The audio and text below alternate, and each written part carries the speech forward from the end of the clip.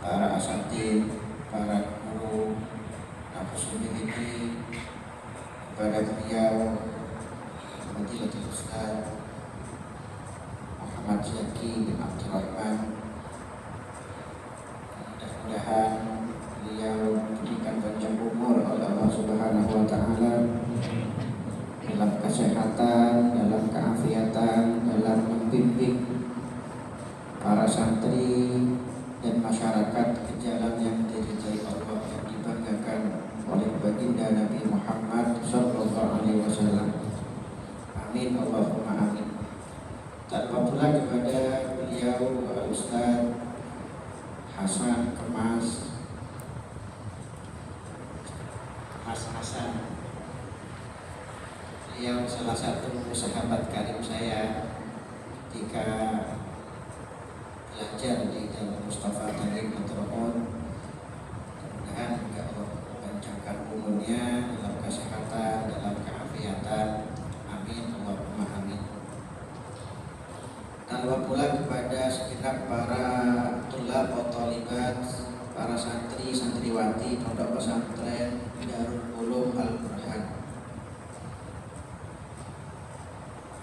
yang saya yakin meskipun saya tidak kenal kalian satu persatu, tapi saya yakin, seyakin-yakinnya bahwa kalian adalah para pemuda-pemudi yang diistimewakan oleh Allah Subhanahu wa taala.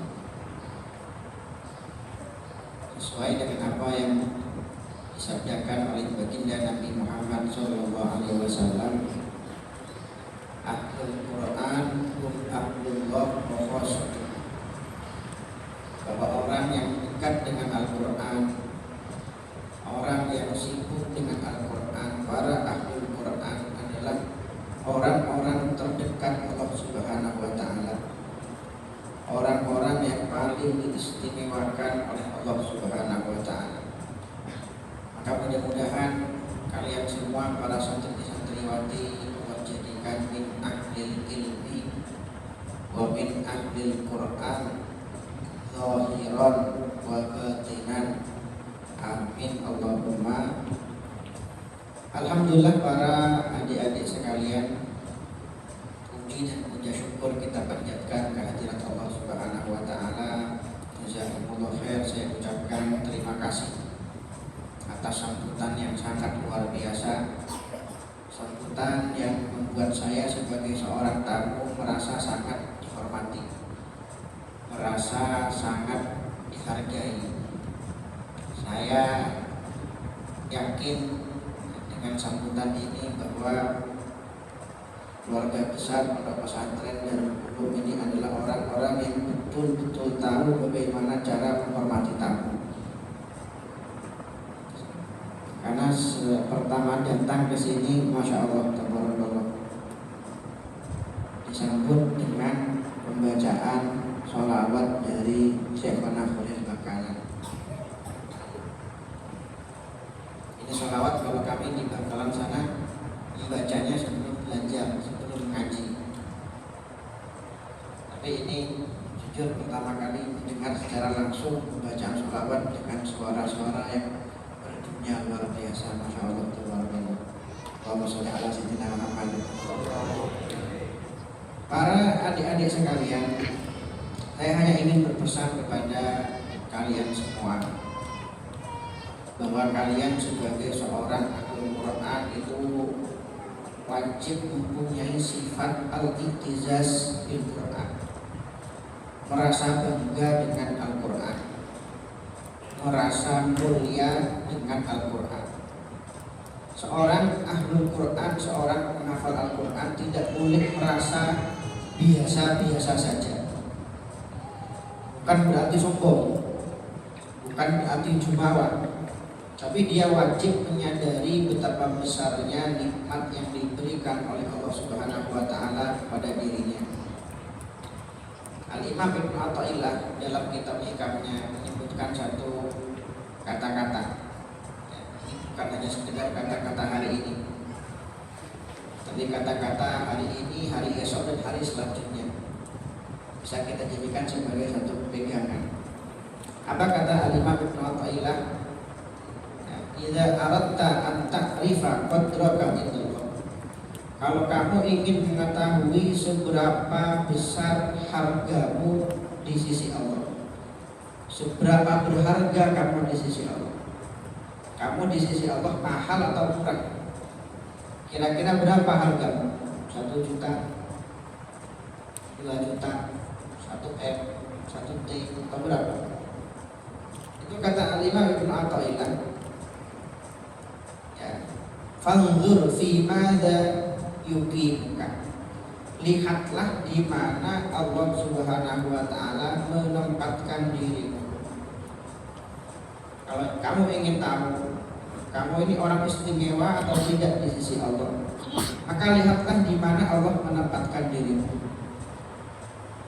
Guru kami Al-Habib Umar bin Hafid hafizahullah taala ketika mensyarahi hikmah ini, beliau menambahi wa bimadza yushghiluka wa biman yujlisuka. Dan dengan apa Allah Subhanahu wa taala menyibukkan dirimu, dan dengan siapa Allah Subhanahu wa taala mendudukkan dirimu. Maka alhamdulillah para adik-adik kalian semua, Allah tempatkan di salah satu tempat terbaik yang ada di muka bumi ini. Pondok pesantren yang mengumpulkan di antara 2 tujuan utama terciptanya manusia, makhluk, bahkan langit, bumi seisinya. Kita sebagai manusia ini hidup diciptakan oleh Allah. Tujuannya yang pertama, sebagaimana sering kita dengar, wa ma khalaqtul jinna wal insa illa liya'budun. Tujuan utama terciptanya makhluk adalah untuk beribadah kepada Allah Subhanahu wa taala. Tujuan yang kedua yang mungkin jarang kita ketahui, disebutkan oleh Al-Imam Al-Ghazali dalam kitabnya Minhajul Abidin. Tujuan utama terciptanya langit, bumi dan seisinya adalah untuk tujuan ilmu. Disebutkan dalam firman Allah, Allahul ladzi khalaqa sab'a samawat. Allah menciptakan 7 lapis langit. Wa minal ardi mithlahu, dan 7 lapis bumi. Yatanazzalul amru bainahum, yang mana wahyu turun di antara langit dan bumi. Tujuannya untuk apa? Lita'lamu annallaha ala kulli syai'in qadir wa annallaha qad ahata bi kulli syai'in ilm. Agar kalian tahu, agar kalian punya ilmu, lita'lamu, bahwasanya Allah Subhanahu wa taala Maha mengetahui, Maha kuasa atas segala sesuatu dan Maha mengetahui segala sesuatu. Pondok pesantren ini merupakan tempat terbaik di muka bumi. Mengapa? Karena mengumpulkan 2 tujuan utama terciptanya manusia. Dan Allah Subhanahu wa taala menyibukkan kalian di tempat ini dengan kesibukan yang paling mulia.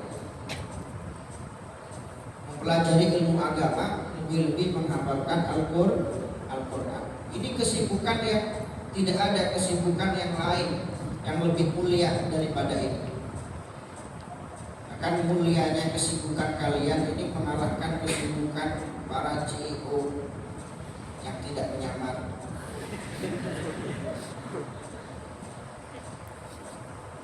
Rasulullah SAW, adik-adik, saya tadi baru baca satu hadis riwayat Tirmidzi. Itu mengisyaratkan bahwa orang-orang yang terlalu sibuk dengan Al-Qur'an itu adalah orang-orang yang akan diberikan pemberian terbaik bahkan tanpa ia meminta sekalipun. Dan dalam sebuah hadis qudsi, ada hadis qudsi itu firman Allah, tapi dalam hadis Allah Subhanahu wa taala berfirman dalam hadis qudsi, man syaghalahul Qur'an wa dzikri an mas'alati. Orang yang terus selalu sibuk dengan Al-Qur'an, terlalu sibuk berzikir sampai dia tidak sempat meminta kepada Allah, saking sibuknya sama Al-Quran. Aqtaituhu afdhala ma uqtisailin, maka aku akan berikan dia pemberian terbaik yang aku berikan kepada orang-orang yang berdoa. Ini keistimewaan Ahlul Quran. Tanpa dia meminta sekalipun, Allah akan memberikan dia pemberian terbaik. Maka para adik-adik sekalian, sekali lagi kalian di tempat ini wajib merasa bangga, wajib merasa bersyukur, ya, karena kalian sekali lagi merupakan para pemuda-pemudi yang betul-betul diistimewakan oleh Allah Subhanahu wa Ta'ala. Allah tempatkan kalian di tempat yang terbaik, Allah sibukkan kalian dengan kesibukan terbaik, Allah dudukkan kalian dengan orang-orang terbaik, para ahli Quran. Nah, ini penting saya sampaikan kepada para adik-adik sekalian, karena problem utama anak-anak muda kita sekarang, para santri, lebih-lebih ketika ia melihat segala isi sosial media. Kan anak-anak muda di zaman sekarang jarang yang sibuk dengan Al-Quran seperti kalian adik-adik, teman-teman sebaya kalian di rumah sekarang. Kira-kira mereka sibuk dengan apa? Mereka sibuk dengan Al-Quran apa sibuk dengan HP? Dengan HP. Makanya pemandangan yang ada di depan saya ini betul-betul merupakan pemandangan yang sangat menyejukkan hati. Karena di tengah banyaknya anak muda yang sibuk dengan velocity dan yalil, masih banyak, masih ada ya segelintir anak-anak muda yang sibuk dengan ya Allah dan ya Nabi. Ini istimewa ya. Apalagi kalian juga merupakan penuntut ilmu agama, seorang santri, thalibul ilmi. Ini istimewa ya. Kalian ini para adik-adik sekalian, mungkin bagi anak-anak muda sekarang itu suatu kebanggaan ketika akunnya di-follow orang terkenal ya. Bayangkan kalian yang punya akun Instagram, akun TikTok, tiba-tiba di-follow Cristiano Ronaldo. Itu mungkin ceritanya langsung viral, langsung berita. Ada orang Indonesia, orang Palembang, orang Tunggalu, di-follow Cristiano Ronaldo. Tapi kalian harus tahu, kalian ini para santri penuntut ilmu agama yang ngefans kepada kalian, yang idola sama kalian itu bukan orang-orang biasa. Yang idola sama kalian ini adalah para malaikatnya Allah Subhanahu wa Ta'ala. Itu jelas dalam satu hadis, innal malaikata la tad'u ajnihataha li thalibil ilmi. Para malaikat itu sampai bela-belain menghamparkan sayap-sayap mereka untuk para penuntut ilmu, ridon bima yasna, karena saking sukanya kepada para penuntut ilmu, saking idolanya, saking ngefansnya kepada para penuntut ilmu, sampai mereka rela sayap-sayapnya diinjak-injak oleh para penuntut ilmu. Ini para ulama ketika mentafsiri hadis ini berbeda-beda. Ada yang mengatakan, oh ini kinayah anit ta'zim wal ihtiram. Oh itu maksudnya suatu ungkapan bahwasanya para malaikat takzim kepada para penuntut ilmu. Tapi ada juga yang mengatakan, Habib Zain bin Smith dalam kitabnya Al-Manhajus Shawi menerangkan hadis ini. Kata beliau,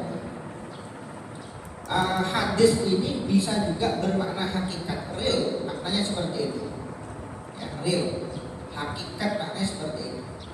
Karena beliau menceritakan dulu di tarikh itu ada seorang ulama namanya Al-Imam Ahmad ibn Abi Khatib ya, beliau yang punya nazam, salah satu beliau tulis dalam nazamnya, syairnya, walau nadharat falasifatun ilaiha laqalat jannatud dunya dari.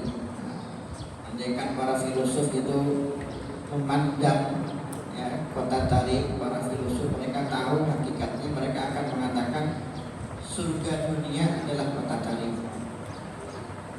Sekarang kan banyak yang framing buat ejekan, oh surga apa, tanahnya gersang kering, kota Tarim itu dikatakan surga. Bukan itu. Tapi kalau penduduknya ahlul ilmi, ahlul Quran, ahli ibadah, para penduduk, ahli surga. Bukan dilihat dari pemandangannya, bukan. Nah itu Imam Ahmad bin Abdul Qadir. Ini adik-adik suatu ketika pernah punya seorang murid, dua bersaudara, Al-Imam Abdurrahman bin Abbad dengan Al-Imam Abdullah bin Abbad. Suatu ketika dua santrinya ini datang kepada beliau untuk mengaji, tiba-tiba beliau ini melakukan suatu hal yang unik. Apa? Kaki santrinya ini diusap-usap, kayak orang mengambil berkah bertabarruk, diusap-usap. Maka kata santrinya ini, wahai guru, ya, Anda mengapa seperti ini? Seharusnya kami yang berbuat seperti itu. Karena kami santrimu, kami ini muridmu. Ini kebalik, saatnya kami yang mengambil berkah dari kami. Tapi apa kata beliau? Jangan salah paham dulu. Saya tadi ketika kalian datang ke sini, saya melihat kalian ini berjalan di atas sayap-sayap malaikat. Makanya saya mengusap kaki kalian ini bukan karena apa, tapi mengharapkan barokah dari kaki yang menyentuh langsung sayap malaikat. Itu para adik-adik. Nah, maka dari itu jika para presiden, para raja itu mereka sangat bangga sekali kalau kunjungan ke negara-negara, salah satu kebanggaan para presiden itu turun dari pesawat berjalan di atas karpet merah, red carpet. Mereka bangga.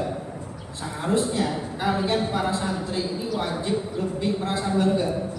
Mengapa? Karpet kalian setiap hari itu bukan karpet merah, bukan karpet emas, tapi karpet ya, atau permada yang terbaik yang ada di muka bumi ini, itu sayap-sayap para malaikat.